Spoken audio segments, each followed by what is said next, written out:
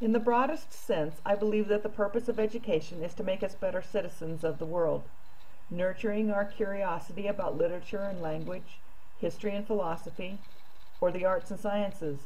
It also builds essential skills such as reading, writing, mathematics, or skills we need on the job. I think that education also contributes to our moral and ethical development, especially as our knowledge of other traditions and cultures expands. We begin to see how our personal choices affect the other 7 billion people on this planet. It gives us freedom to go places and do things, but it should also make us accept the responsibility for that freedom. Education or training in the corporate world has a slightly different purpose. In this context, its purpose is to help us perform as part of a larger system, a business that brings a service or product to its customers. We must know the values and goals of that business and then shape our behaviors to support them. Our employers help us shape our behavior by measuring and observing our performance and comparing it to their value and goals. This analysis suggests solutions, usually in the form of more information or coaching by a supervisor, but sometimes it's a new computer system or just a small change in our working environment. When our employers carefully put these solutions into practice, it creates positive change in the way that we do our jobs. Each of us approaches learning from our own experiences. Sometimes these experiences are more formal, like a training class at work or a college degree. And sometimes they come from events in our lives, such as illness or a change to our families. At each step of the way, I believe that we evaluate these experiences. We think about them, we reflect, we decide how we feel, we may take action. Over time, the experience will change us. We will have learned something from it. The lesson may turn us in a different direction, or perhaps just remind us of something we've already known. Whatever the lesson, we will continue to evaluate that experience until it simply fades into the wider context of our lives. I also believe that there is a strong social context for learning. This social context occurs on 2 levels, in the classroom and in the learning society. In the classroom, collaborative and cooperative learning methods foster a team attitude. Research has shown that collaborative learning, where students work in small groups using a variety of activities, results in their learning more and remembering longer. Students develop critical thinking skills, discover the importance of personal responsibility, and witness the positive effects of cooperation when everyone works towards a common goal. The other social context I see is something called the learning society. Any casual observation of our society shows that it is becoming less and less permanent with each passing day. The things we counted on as children may no longer be true. The ways we are expected to contribute or the benefits we thought we could expect from our society may have changed. To survive, we change. Society learns to embrace new technologies, new knowledge, new morals and ethics. We may have to learn new skills, take on new roles, or even new jobs. As society learns to adapt, we learn to adapt. As we change, society reflects those changes as well. As teachers and facilitators, we may find that our industry is changing along with the rest of society. New institutions of online learning may mean changes in academic freedoms. New skill sets, those based on creativity, empathy, or seeing the big picture, are replacing skill sets based on sequence, literalness, and analysis. The instructional models and methods, or even our philosophies about education, may no longer help our students create the meaning they need to be part of our global society. How our students individually create meaning, their learning style, should influence our preferred instructional model to the greatest degree possible.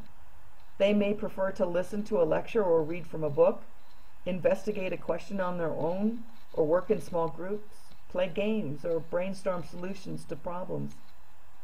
The content often influences the models or methods we choose.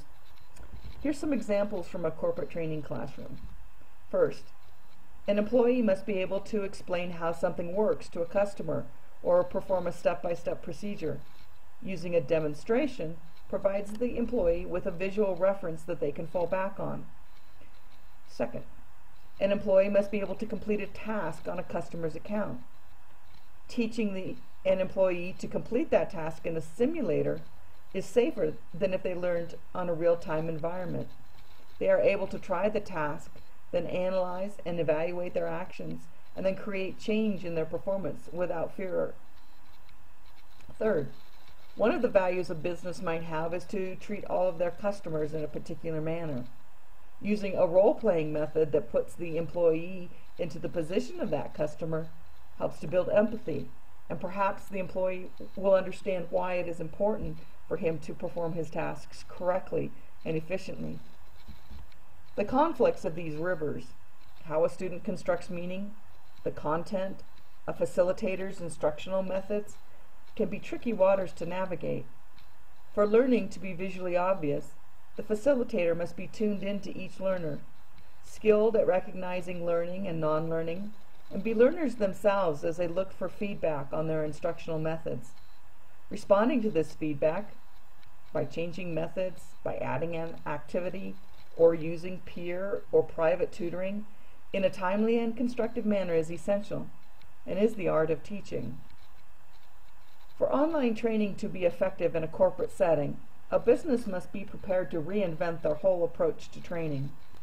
Whereas in the past, a corporate trainer may have created a printed manual along with a PowerPoint presentation and then gone on a trip, now teams of instructional technologists translate the course into audio or video podcasts, flash presentations, or Captivate simulations.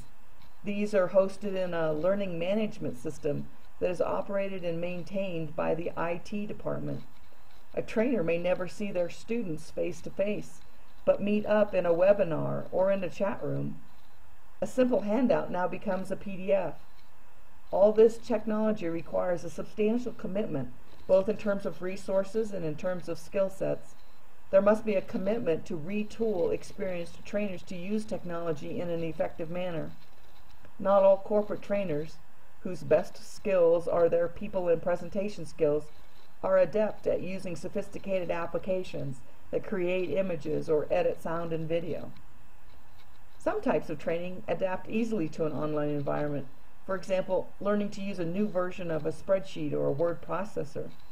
If the employee is self-motivated to increase his own knowledge, the flexibility of an asynchronous online class is very attractive.